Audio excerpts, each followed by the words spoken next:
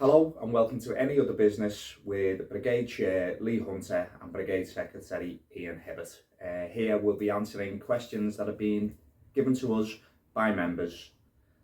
So Ian, first question we've had in is on the local issues of carrying kit, casual overtime, control, unagreed expansion of the role and duty systems and compensatory rest, have there been any further talks with the service and what are our next steps? Thanks, Lee. Following the full branch consultation of members, the Merseyside Brigade Committee was recalled on the 15th of July and an overwhelming mandate was returned to challenge the recent and historic issues within Merseyside with action up to and including strike. To date, since that meeting, we have had several meetings with FBU officials, both regionally and nationally, and we are continuing to progress towards a ballot. As far as meetings with the service are concerned, we have up until this date had limited meetings and the vast majority of the issues remain unresolved. Okay, then our second question. Will local issues and action be taken prior to national issues and action? Yeah, thanks, Lee. I would say undoubtedly yes, local issues are going to come to the fore before national issues such as pay. As we discussed before, we are currently in talks with regional and national FBU officials, and in conjunction with legal professionals, we are now looking to draw up a ballot. Okay, the next one we have is how long will it be until we receive a ballot for industrial action on local issues? Thanks, Lee. As discussed previously, we are meeting on a regular basis with local and national FBU officials, and in conjunction with legal professionals, we are now looking to draw up a ballot paper. We are hopeful that that will be out within the next 3 to 4 weeks at the very most. Okay, and the next one we have is with regards to the contractual obligation of carrying fire kit, is there any further advice that brigade officials can offer? Yeah, thanks, Lee. In relation to the contractual obligation which some of our members hold to transport their fire kit, Merseyside Brigade officials have always been opposed to the transportation of fire kit.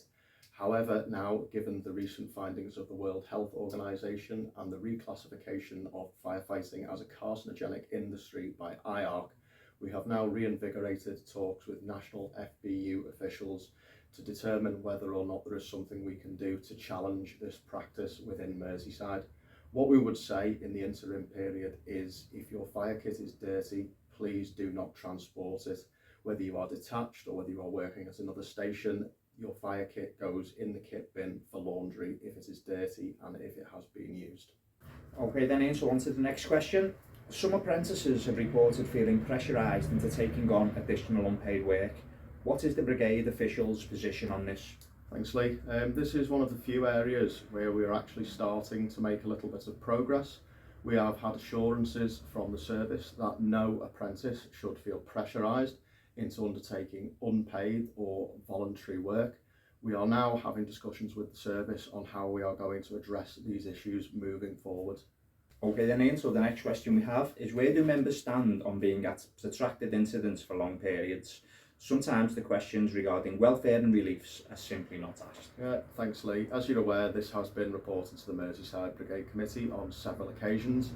Members feel that they are spending more time on the incident ground at protracted incidents. This is simply due to the fact that there are just less firefighters than there used to be. That being said, we all have a duty of care to our own health, safety and well-being and that of others. If you feel that your welfare needs are not being met on the incident ground, it is your duty to report this to the incident commander. Please do not just put this upon your watch manager or your OIC. It is everybody's responsibility. We are currently in talks with the service around mobilisation arrangements and the use of retained, which will hopefully address some of these issues as we move forward. Okay, moving on from there to a national issue.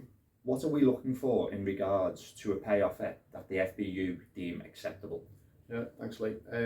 Ultimately, as always, anything that is pay related will be brought back to the members. So you will decide what you deem to be an acceptable pay offer.